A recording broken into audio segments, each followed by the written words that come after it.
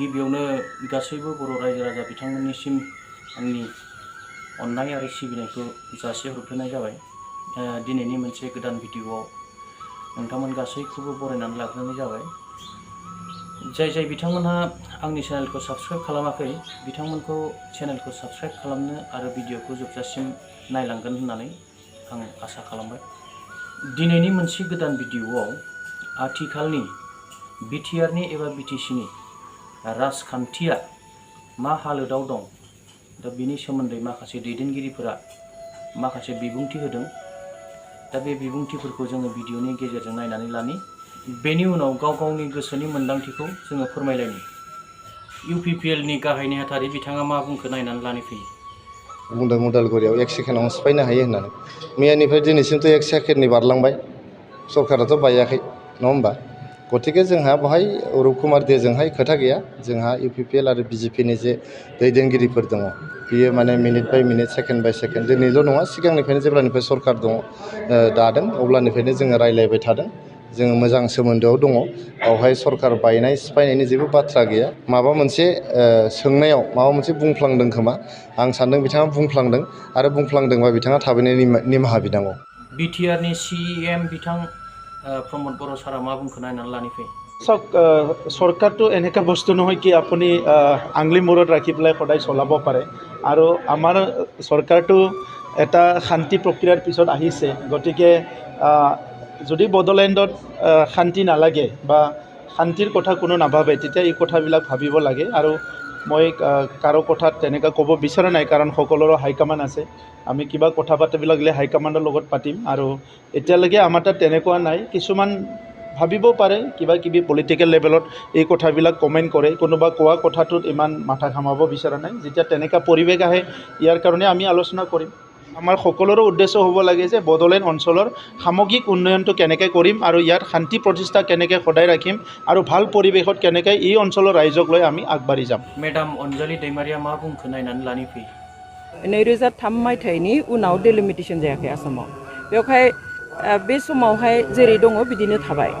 जेनेबा नैबे उदालगुरि डिस्ट्रिक्टनि आरो बाक्सानि डिस्ट्रिक्टनि मोननैसो समस्तिफ्रा मंगलदै मुङाव थानाय माबाजोंहाय समस्तिजों पार्लियामेन्टारि समस्तिजों थाफाबाय।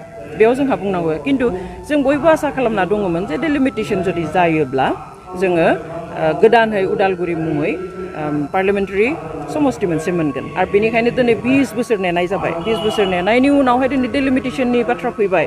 दिनै ड्राफ्ट प्रप'जालखौ दिनै फोसावबाय। बेयाव नुबाय जे उदालगुरि समस्ति होनायाथ' गोजान, बेनि अनगायै मा खालामखो जे बिटिसिनि मोनद' एसेम्बलि सेगमेन्टखौ उल्थाहै नन शिडिउल एरियायाव लानानै थांबाय। बिटिसिया जोंहा दिनै स्पेसियेलि होजानाय एमेन्डेड 6 शिडिउलनि सिङाव थानाय बे खोन्दो। थ' बेयावहाय बुंनो थाङोब्ला ओरैनो जोङो नायोब्ला बा 6 शिडिउलनि केरेक्टार मथे जों नायोब्ला जे 6 शिडिउलाव जेसेबां जि समस्ति थायो बे गासैबो समस्तिया 100% एसटि जानांगौ। खिन्थु जोंना बेयावहाय बे प्लेन एरियायाव होनायखाय बेयाव 100% जों एसटि मोननो हाया।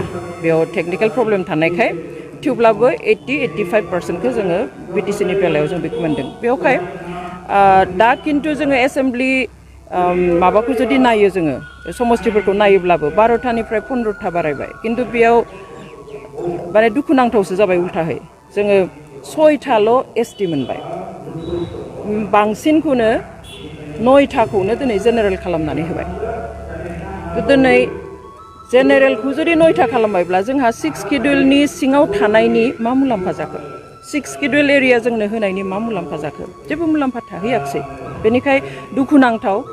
दा दिनै हयতো जायफ्रा बेयाव आखाइ होनानै खालामदों बिसोरो बिथांमोना गावसोरनि राजखान्थिनि जुगे राजखान्थियाव थानानै मोनजानायनि हयतो हिसाब निकास खालामनानै बेफोरखौ बानायदों। बेनि अनगायैबो एमएलएनि अनगायै जों आरो मोनसे लोकसभा समस्ति मोनगौ सानदोंमोन, बेखौथ' मोनाखसै। दिनै 6 शिडिउल आरो नन शिडिउल एरियाखौ मिक्सआप खालामनानै जोंनि 6 शिडिउलनि जिथु पावार एन्ड फांसन्स बेखौहाय फुरायै बाहायनो हायै बादि एक्सारसाइज खालामनो हायै बादि मोनसे बेबस्था खालामदों। लासै लासै जोंनि जिथु 6 शिडिउलनि पावार एन्ड फांसन्स जिथु मोन्थाय बे मोन्थायखौ गैया खालामनो दिनै आवगायगासिनो दङ। पलिटिकेलि बिराद मोजां षड़यन्त्र खालामनानै जोंखौ नाख्रेबगासिनो दङ जों जुदि दा मिन्थिया जों जुदि दा सिरि मोना जों जुदि दा कनसियास जाया सांग्रां जाया बेनि बागै जुदि गासैबो गसङा होमब्ला नैबे डिलिमिटेसनाव जुदि जोङो होबथानो हाया अब्ला हले जों बर' हिसाबै थांनानै थानाया 6 शिड्युल एरियायाव जुदिও थागोन अब्लाबो बे नामावसो थागोन खिन्थु जों हारि हिसाबै थांनानै थाहैनायानो जोंहा गोब्राब जागोन। मेडाम कमलि बसुमतारी बिथाङा मा बुंखो नायनानै लानि फै याव फंसेयैनो बुंनाया गोब्राब जागोन बे एक्चुअली गाज्रि दा मोनथों गुबुना खारन गुबुन गुबुन पार्टियाव हाबजोबना दोङो बर'फ्रा जोंखौ पलिटिकेलि मार्डारनि बादै जेबो नङा डेलिमिटेसना जों जेसेबां सिख्रावबाबो उदालगुरि भैरबकुन्द'आनो होन बा उदालगुरियानो होन बा जियानो होन बेखौ इमान सहजै इसेबां गोरलैयै बिसोरो गनाया आरो बेखौ जुदि सिगांनिफ्राय जों जुदि माने खोब स्ट्रंलि जों बुंबोबाय थायो होनोब्ला खारन जोंहा दा सरकार दङ बिटिआर सरकार बे बिटिआर सरकारा बेफोरखौ दायित्व लानांगौ मोनसे खोथा अकल क'क्राझार जाबानो जाया नङा दा बेखायनो जोङो थाङै थाङै थाङै एकमात्र जोंखौ पलिटिकेलि एकेबारे राजडाउन खालामनायनि पलिसि बियो सरकारनि उदालगुरि जितु समष्टिर नाम হ'ব লাগে এইটো দৰং হ'ব নালাগে उदालगुरिটো আমাৰ ঐতিহাসিক দৰংটো ঐতিহাসিক এই কথাটো বিবেচনা কৰি পেলাই আজি অসমৰ কেবিনেটে ইতিমধ্যে আমি দেখিবলৈ পাইছোঁ যে সিদ্ধান্ত লৈছে আমিও আপিল কৰিছিলোঁ আমিও অনুৰোধ কৰিছিলোঁ যে অসমৰ কেবিনেটে যিটো সিদ্ধান্ত লৈছে মুখ্যমন্ত্ৰী ডাঙৰীয়া আৰু কেবিনেটক আমি ধন্যবাদ জনাইছোঁ তেখেতসকলে প্ৰপ'জ কৰিছে যে সেইটো দৰঙৰ জাগাত ভৈৰৱকুণ্ড হ'ব লাগে সো ভৈৰৱকুণ্ডটো আমাৰ এটা ঐতিহাসিক স্থান এইটো ট্ৰাই জংচন হয় সেইটো এটা পবিত্ৰ নাম হয় গতিকে আজি ভৈৰৱকুণ্ডটো নামাকৰণ কৰাটো আমি খুব আনন্দিত হৈছোঁ এইটো আমি ওয়েলকাম কৰিছোঁ গোবৰ্ধনা নামটো কেবিনেটে ইতিমধ্যে মানাস কৰিছে আৰু মানাসটো এটা ৱৰ্ল্ড হেৰিটেজ হয় এইটো ৱাইল্ড লাইফ চেঞ্চুৰী হয় তো সেইটো আজি মানাস যিটো ৰাখিছে এইটো আমি ধন্যবাদ জনাইছোঁ কেবিনেটক তো এতিয়া এই সময়ত যে যিটো তেখেতসকলে কৈছে যে এছটি সেগমেণ্টটো বাঢ়িব লাগে কিবা এইটো কৰিব লাগে আমিও বিচাৰিছোঁ কিন্তু কথা হৈছে কি 2003 চনত যিটো চুক্তি কৰিলে মানে যিটো 98 এমেণ্ডমেণ্ট কৰিলে তাত আমাৰ যিখিনি এছটি সিট আছে আগৰ এই সিটখিনিৰ মানে ষ্টেটাছ কো মেইনটেইন কৰা বা সেইটো মেইনটেইন কৰাৰ কথাটোহে তেখেতসকলে চুক্তি কৰা সময়ত কৈছিল भिडिअखौ नायखांनानै नोंथांमोना हमनो हाबाय जानांगौ जे आथिखालाव बर'नि राजखान्थिया मा हालोदाव दं एबा मा अबस्थायाव दं दा आं बेखौल' बुंनो सानो जोबथारनायाव मोनसे जेखि जाया मानो बर' रायजो राजानि मोजां जानांगौ गाहाम जानांगौ बर' रायजो राजाया अलखदाव गोग्लैनो नाङा आरो गासैबो बर' दैदेनगिरिफोरा बेखौनो साननांगोन जे बिटिसि एबा बिटिआरनि क्षमता एबा गावखुंथाय गोहोआ गुबुननि आखायाव थाङालासिनो जोंनि आखायाव थानाया जोबोद गोनां मानोना